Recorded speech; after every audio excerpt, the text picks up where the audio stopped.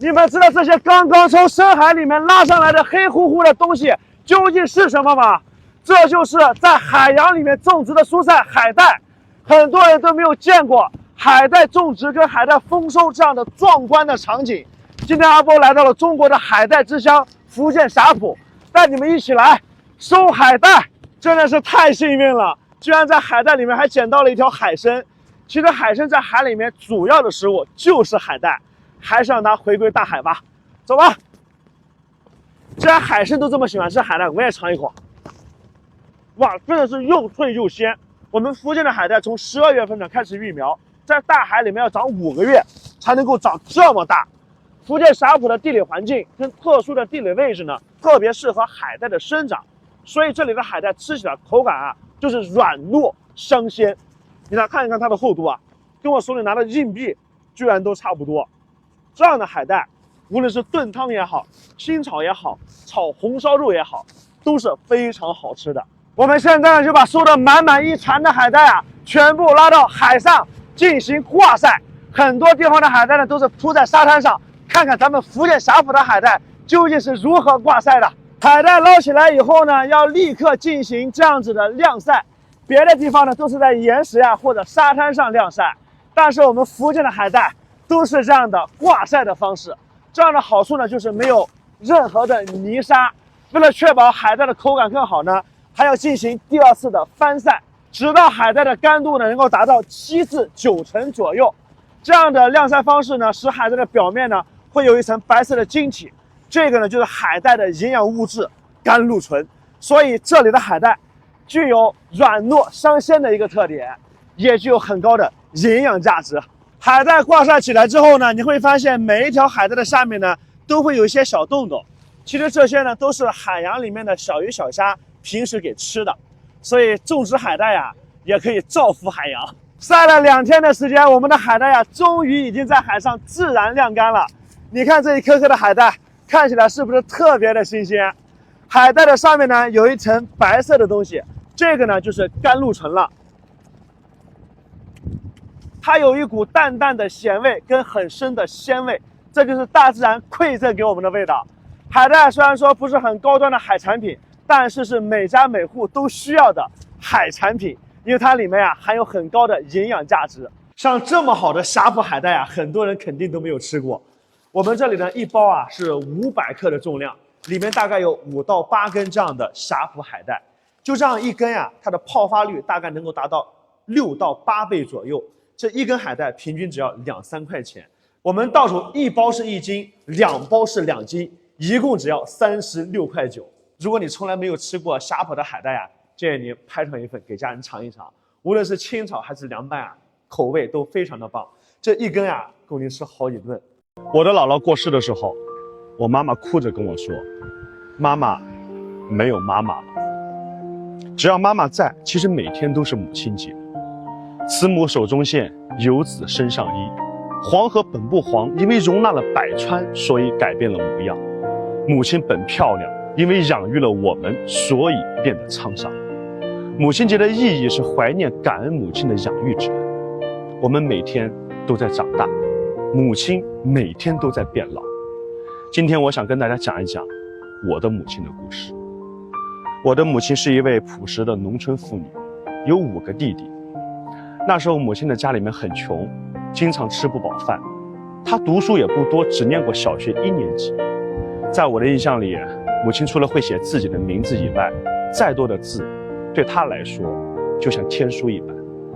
因为母亲是家里的老大，小时候打猪草、捡牛粪，给5个弟弟做饭、洗衣服，什么脏活、苦活都干过。20岁的时候，我的母亲不顾家人的反对，嫁给了我的爸爸。没有婚礼，也没有彩礼，唯一有的只是一口少了一只耳朵的旧铁锅。结婚后没多久，我的哥哥就出生了。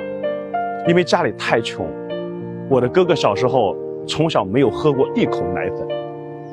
后来我的姐姐也出生了，听我邻居说，我姐姐小的时候差点掉进水塘淹死了。当所有人都放弃的时候，是我妈妈还在不停地拍打着姐姐的后背，试着把她从鬼门关里面拉回来。没想到妈妈真的成功了。接下来就是我。1988年腊月初1的晚上，我的爸爸用板车拉着妈妈去到医院，花了20块钱生下了我。而且我可能也很着急，想出来看看这个世界。在妈妈还在医生办公室里面缴费的时候，我就已经出生了，连产房都没有进去。3个孩子，在一个一贫如洗的家庭中，真不知道我自己小时候妈妈是怎么把我养大的。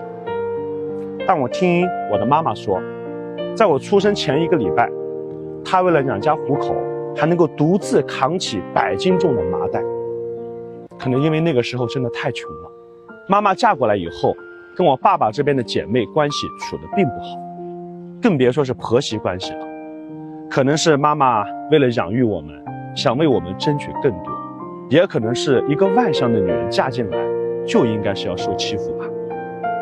以前我不太明白，但是后来我明白了，妈妈为了孩子不受苦，为了自己的家可以得罪所有的人，这就是伟大的妈妈。所以妈妈真的很了不起。小时候总是以为妈妈做的饭是全世界最难吃的饭，连我奶奶曾经都这么说。她做饭不怎么爱放油，而且是剁成很大块直接在锅里面煮。小时候我不理解，现在我终于明白，妈妈是因为家务活、农活根本就没有时间把心思花在做饭上。在我读初中的时候，妈妈为了养家供我读书，果断选择出去打工。对于不太认识字又没有手艺的她，只能够选择在酒店里面给人洗碗，每天要洗上千个盘子，工作最少12个小时。因为长时间的弯腰，让她的脊椎严重变形，一到阴雨天就痛苦不堪。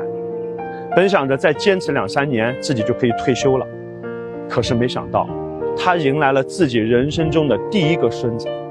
为了照顾孩子，她选择了放弃工作，成为了一名全职奶奶。还有2年多就可以退休了，但是她却选择离职。每当我想起这里的时候，我的心里面就有一种莫名的酸痛，为妈妈觉得惋惜。有时候我会问她，妈，你苦不苦？而她总是笑着说，我们这一辈人呀，都已经习惯了。记得那一年我姥姥离世的时候，我妈哭着抱着我说，妈妈没有妈妈了。我突然觉得她成为了世界上最孤独的人。最起码我的妈妈还在，可她的妈妈已经不在了。有时候我在想，母亲的幸福到底是什么呢？首先肯定不是她自己，因为母亲一直在付出，而且不求回报。现在我好像明白了，母亲的幸福就是我们，就是孩子。因为我们身体健康，家庭和睦，最开心的人就是她。乌鸦有反哺之恩，羔羊有跪乳之意。